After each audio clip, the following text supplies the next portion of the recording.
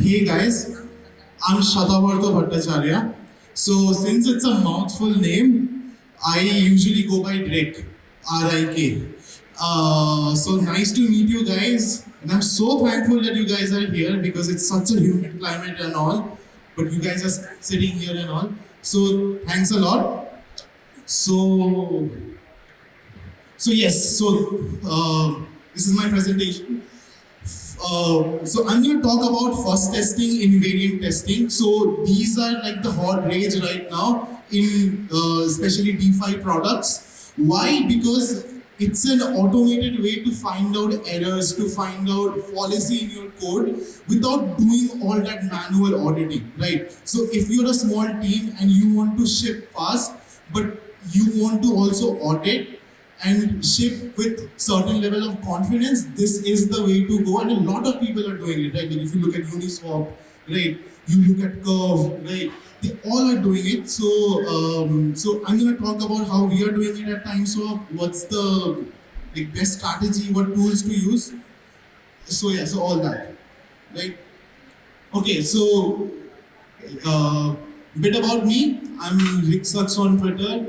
I'm a senior year student at Punjab University. So I come from an open source and deep learning background. I used to be part of academia. I was publishing papers and all. And then I got into Web3. So I'm like very new here. Most of the people have been here, I guess, more than way back. So I do due diligence risk analysis. Sometimes I do work for Curve DAO at Llama Risk. So that's my background. So what's the goal of this whole presentation, right? So the goal is, can we basically see that if the smart contract is being executed properly or not? Is it performing how we want it to perform, right? And there are various tools for it, right? So we are going to be comparing different tools. We'll be discussing which one is the right for you, because what worked for us won't probably work for your protocol or maybe your smart contract. So we will talk. We'll also talk about why we at TimeSource, why we went with this tool called Forge or Foundry, right? So that's the main gist of the talk today. So before we go and dive deep into this, right, we need to first define the problem. The problem is the smart contract executing well or not, right? So we need to be more specific. Smart contract where? Smart contract on EVM chain. So first we need to ask, okay, what's a smart contract? Smart contract is an immutable program that runs on a virtual machine, right? So now you'll ask, okay, Rick, what's a virtual machine?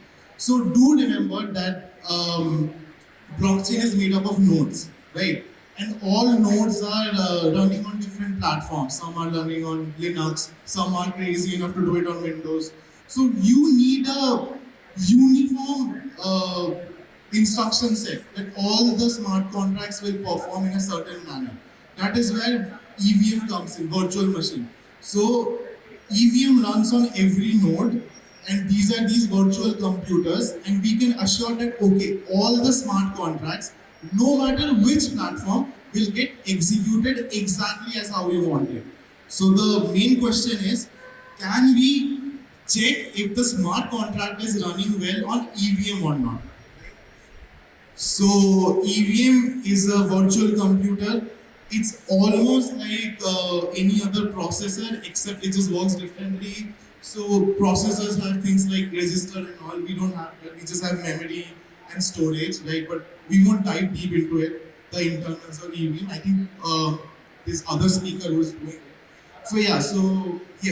So EVM is just an instruction set. It's just a standard key.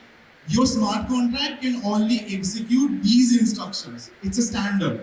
And since nodes have different platforms, we are just standardizing it, and it just behaves like a virtual computer because each computer has their own instruction. So we just call it, it's a virtual machine.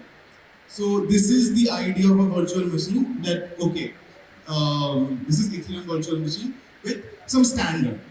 So opcodes are just those instructions that only these instructions can be executed. So now the main problem statement is clear. The main problem statement is that we have to make sure smart contract runs decidedly on EVM. So now we know that, okay, if we want to test, then we have to use our own EVM instance, right? That kind of clicks a bell, right? So we will look into it. So now that we have made the problem statement clear, that okay, we probably need a local EVM and we probably need to test. So this is where I will pitch you fuzz and invariant testing. So what are they?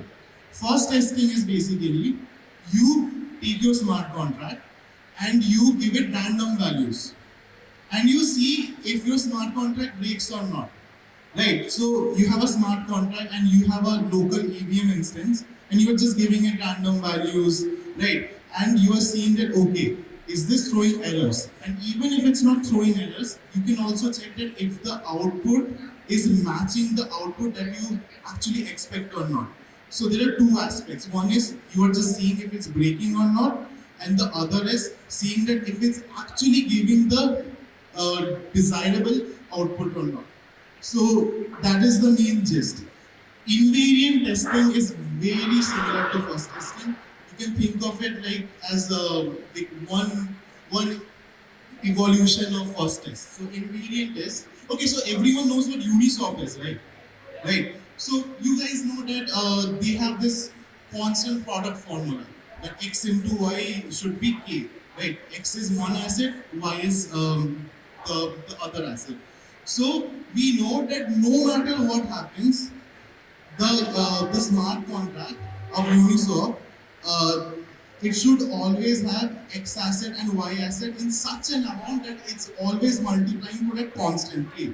So invariant is some condition that's always true, no matter what happens. So in invariant testing, what you do is you give some random input to your smart contract, and then you check if that condition is true or not. Then you again give random input. Then you check again.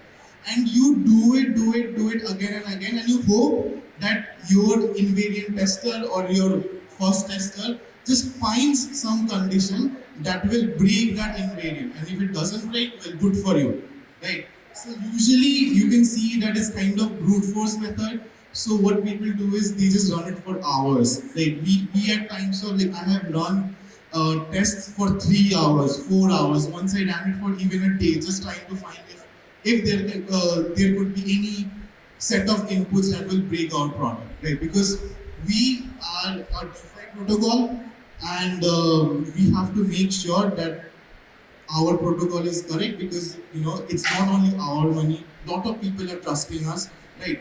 So if you don't know about TimeSwap, we are a lending borrowing platform, and we are Oracle-less, and we are non-liquidatable, right? It's a very interesting concept. If you guys find this exercise interesting, you guys can maybe look into what we do and all. But it's a very very asset-sensitive protocol. So we don't have any room to mess up. So we have to be extra sure for making sure that our users, our LP providers, right, all the users, no matter if you're an LP or you're a borrower or you're a lender, you're just having a good and safe experience. So yes, so I explained fuzzing to you. I just put a formal definition, right? So you might remember I was saying that sometimes we will just give random inputs and we will just check that, okay, if this works or not, if it's breaking or not. Sometimes what we will do is we will be already knowing the formula that it should be following. So we can already calculate beforehand what the right output should be. And then we can see, okay, for this random set of input, the output was this. Our calculation is this. And then we just check. And we see that, oh, okay, if it's matching up or not, right? So me seeing if it's matching up or not, that's white box testing, because I exactly know what the formula is, how the protocol works. So I'm just basically checking the output with my set of output. Black boxes where you don't know how the smart contract works, so you are just throwing random inputs and seeing, okay, if this protocol is reverting or if, is it breaking or if it's causing some sort of problem like denial of service. Basically, you can do some sort of attack where you can just change the parameters of a smart contract in such a way that when users after meet will try to call that function or try to use the smart contract, it will take up so much gas that it will cause a denial of service attack. So black box testing is when you don't know what is going on, you're just throwing random inputs and seeing that, okay, hopefully it breaks or not. Gray box is just a mix of inputs, so there are just different approaches, but at the end, tool is the same. So right now, you guys have some sort of idea that what a fuzzer does or what an invariant tester tool does. So we are just gonna go a bit under the hood, right? Because if you want to know that which tool to use, right, you need to know about like the bit of the nuances, right, so that you can choose the right tool for your protocol, right? So we will also talk about why we chose Forge, but basically what happens is, if you guys are like focused on the technical bit, so you might know that whenever we call a function, right, we send a call data, right? And in EVM, what we do is, like when we want to say that, okay, this is a ERC20 token, and I want to call the transfer function, right? So transfer function has this selected byte, right? It's a 4-byte string. Okay, so it's not a string; it's a 4-byte buffer, and each function has a unique 4-byte, kind of primary key, right? So whenever you want to say that, okay, I want to use transfer function, so transfer function has a unique 4-byte primary key, right, that you can use to represent that, okay, this is the transfer function. So if we have a tool, we first have to create a call data where the first 4-byte needs to be the function, right? Which function am I calling? Then afterwards, the rest of the call data is basically the function input. So no matter what tool I use, I have to see that if it's actually producing call data in a way I want. So some tools, what they do is that whenever they create a call data, they actually store it somewhere so that you can look back. Some tools don't do that, right? So suppose you are someone who needs to go through the call data and see that what went wrong and all, right? So you can always go through it. So Forge actually doesn't have that support, but one of the cons. So if you use something like Echidna or some other tool, they actually store the call data so that you can go by it, right? So this is the reason I'm kind of going under the hood, so that when you guys go about implementing Forge, you guys exactly know which nuances to actually give weight. Then there's the question about execution engine, right? So we right now talked about that we have to check the smart contract and we have to see if it runs on the EVM well enough or not. And we realize that if we want to check, we need a local EVM. So now you have two routes. One is you can use a local testnet, right? You guys might know about Ganache, right? It's part of the Truffle suite, right? You can use any local testnet and all. But you can also use some EVM emulation software. So what's the difference? So when you use something like Ganache, what that is that it's a full-fledged blockchain that's running in your local machine. So it has all the networking, it's storing all the blocks and all that stuff. So we don't need that. But if you have something like EVM emulation, which is not the whole blockchain, just the EVM bit, right? Just the bit where you do the calculation, just the bit where you do the execution of smart contract. So this is one of the reasons why we chose Forge. It's because we just needed the EVM part We didn't need a full-fledged local blockchain. And the best part about EVM emulation software is if you have a local blockchain, right? So it's a full-fledged blockchain, so you can't change the values inside. But since EVM emulation software is just exactly like EVM, you're just putting the smart contract, it's just executing.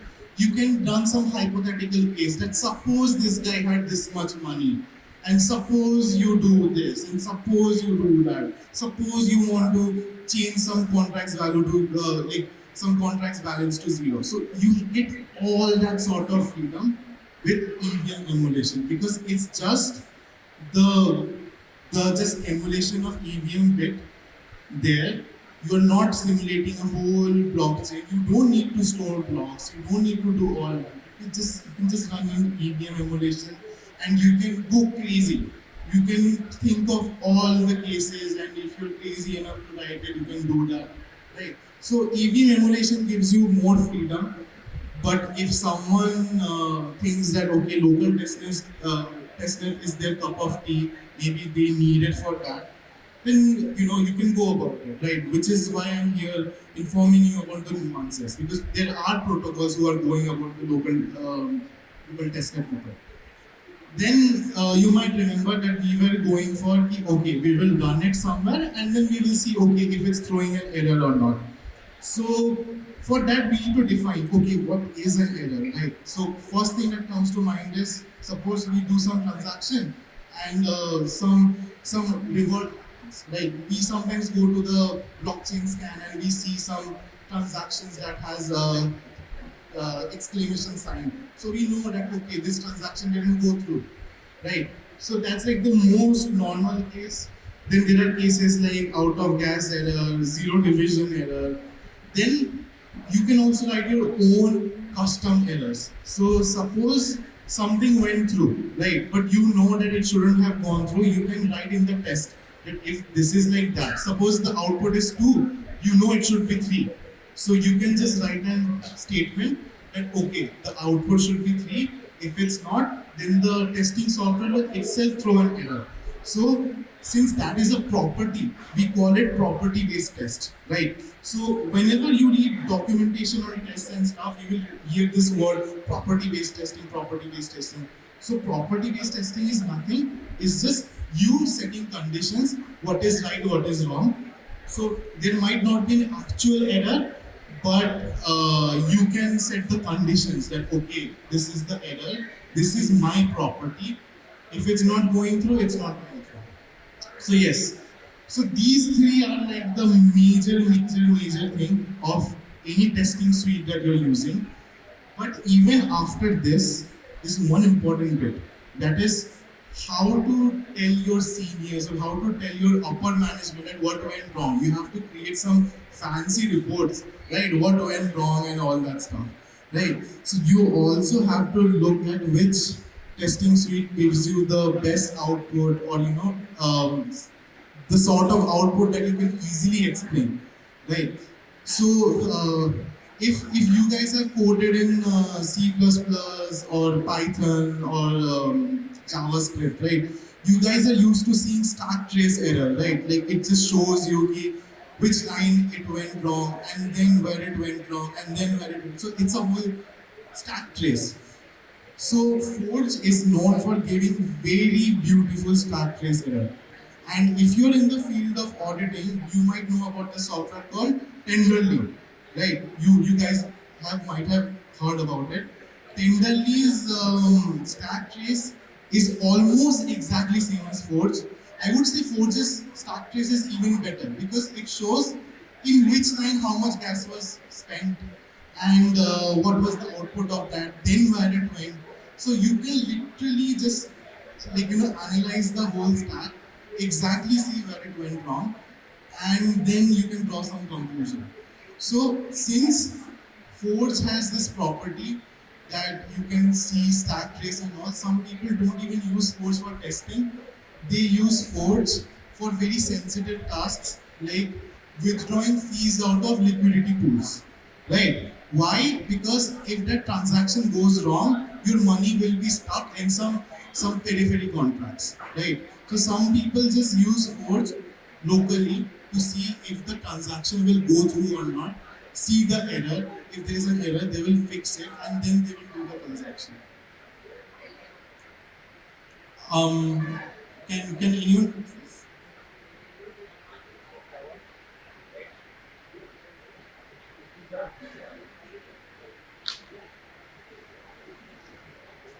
So far, are you guys like with me, or is there any doubt so far? Yeah. Right. Good question. What's a periphery contract?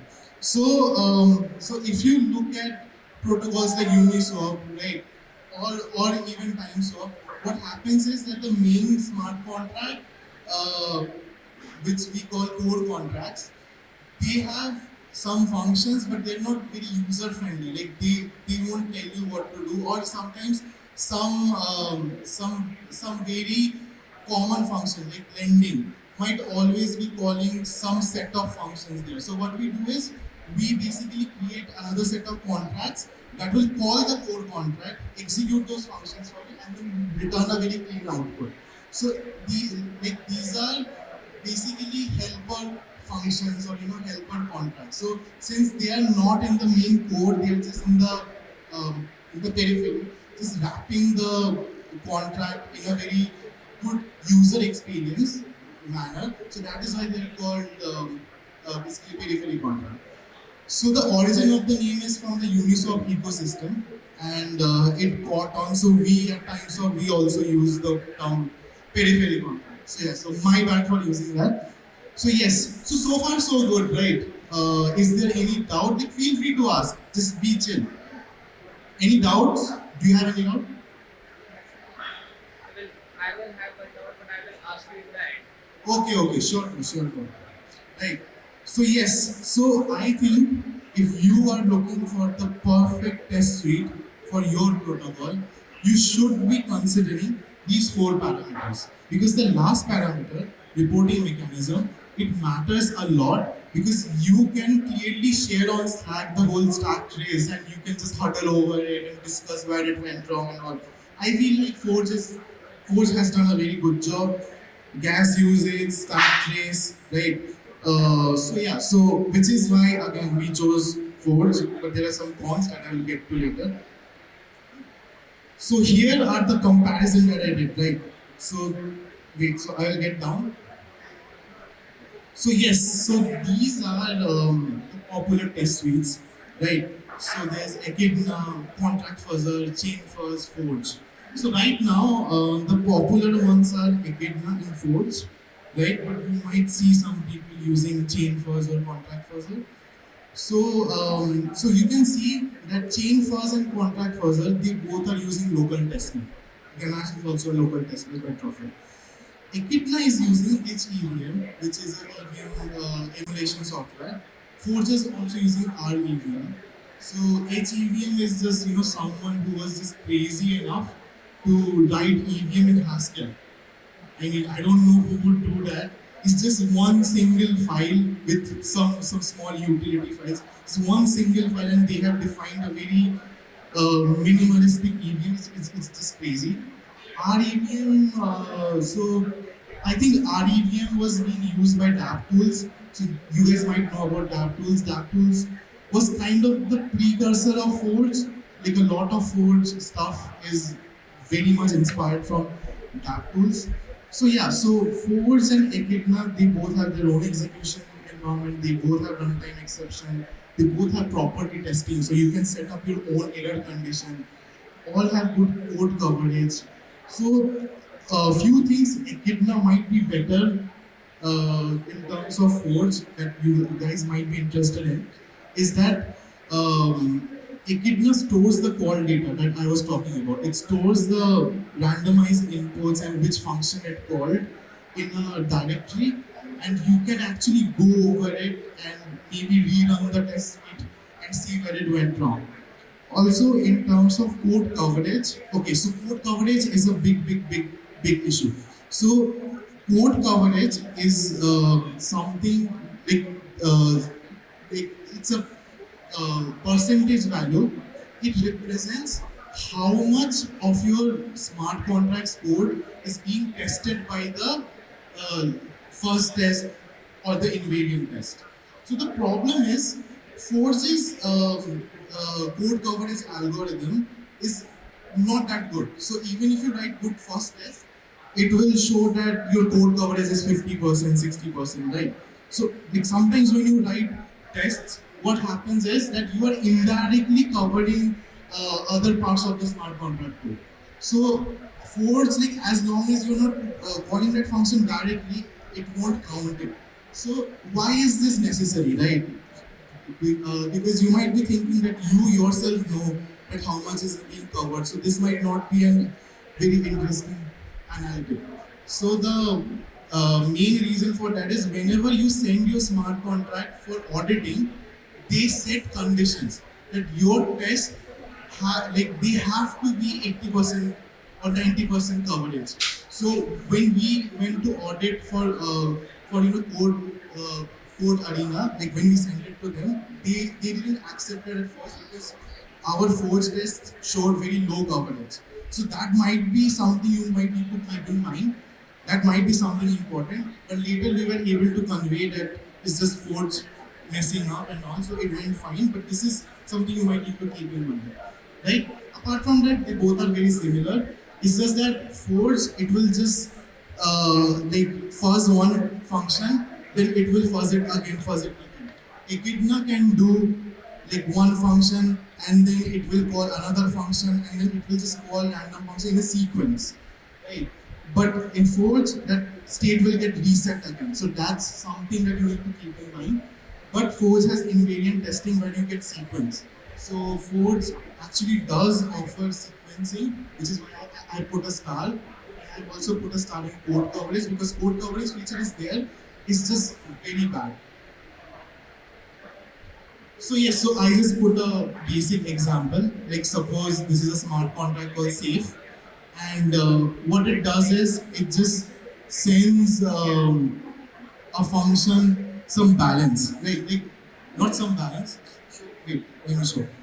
So whoever is calling this is message.sender, right? So suppose I call this function, I am the message.sender. What it's doing is it's transferring me the balance it has. So address this is the smart contract itself, message.sender is me. It's transferring all the access that this guy has to me. So I wrote a function test fuzz withdraw and I did the test and you will see that so like if you see the test, we are seeing that okay, pre-balance, so like how much was the balance before, how much is this after, and if post-balance and pre-balance and like if you do the sending amount, do they add up or not? Because it makes sense the balance before plus the amount you send should be the post-balance, right? And you can see voila, there's some error. Turns out that you can try to send more than it has, and that will cause an error, which is this is a very basic representation of how Forge works. So you can see that like this is very obvious. You can't send more than you have. So we should be putting some sort of check that okay, you don't have this much. There's an error. So that doesn't exist there. So with every Forge output, you will see these three patterns. And if you work with Forge a lot, you will be very familiarized with this. This is how many times it ran successfully. This is the mean gas use. So this kind of gives you the some good figures. That okay, if I run this multiple times, what's the average gas being used? Then that amount is the mean. So you get mean gas and median, right? So mu is mean, tilde is median. So yes, so very basic. Yeah, I don't think we have much time for after-based testing, but I have told you invariant test and basically you can do in sequence. So if you think about it, if you're executing certain functions in a sequence, you can impersonate as a single user and you can execute the function as if you are the user itself. So you become an actor. So you can create these artificial users who are using your protocol, and you can see that if it goes wrong or not. So that is actor-based testing, but obviously there is more nuances to it. That feel free to read up because we don't have much time. And there's one good thing about Forge that I was basically telling about. That is, since they have their own execution engine, you can use all of these shortcuts. Like you can pay someone money that you don't even have, or you can just change someone's balance and see, okay, what would be the case if things happened and all that stuff. So, which is why Foundry is very good because it uses REVM. Echidna, they use HEVM and they don't have very good cheat code support. So these functions that, like you can change identity, you can change the time, you can change the value and all that stuff. So these are the cheat codes because you're literally cheating in a blockchain. So HEVM doesn't have support, like much support for that. REVM is top notch because that tool is based on that. So yeah, so which is why we chose Foundry because good stack traces, good execution engine. So yeah. So cons are, I told you already. Documentation is also not complete. So I joined TimeStop in Jan, and I was working on first testing and invariant testing. And by that time, Forge had invariant testing for 1 year, but they still didn't have documentation out. So that is the problem I have with every Paradigm tool. Foundry is made by Paradigm. They just don't get the docs up. So you had to open GitHub issues, you had to ask people, and sometimes they would just quote Maple Finances and Farcaster's invariant test and be like, this is the gold standard, use it. Read it and understand it and do it on your own. So that is one of the bad part about using any of Paradigm's tools. So yeah. So testing is not auditing, right? So testing, wait. So this is a very good paper. Like we are running out of time, but you should go about it. So basically, they just did a comprehensive analysis of all the bugs, all the smart contract auditing stuff, and they realized only 20 to 30% of all the exploits can be identified by test, by automated stuff, by machines. So first, like fuzzing and invariant, they're just good to have frontline defense tool, but they should not be your army, right? So keep that in mind, and do read this paper if you guys have free time. And yes, research more. Whenever there's new protocol, read its audit report so that you have some sort of idea what's going wrong. And don't go for competitive auditing ASAP. I see a lot of people going for Code Arena, Unify. I think you should get your basics clear first. Read papers, read a lot, work hard, and then go for it. But yeah, like, don't jump into that without getting your basics clear. So do feel free to hit me up in Telegram, and feel free to follow TimeSwap on Twitter. We're doing really good stuff, and we have a lot of new good products lined up that will soon be launching. We're like shipping at a very fast pace. So feel free to follow us and feel free to hit me up in Telegram. So yes, that's it. Thank you. And feel free to ask me anything.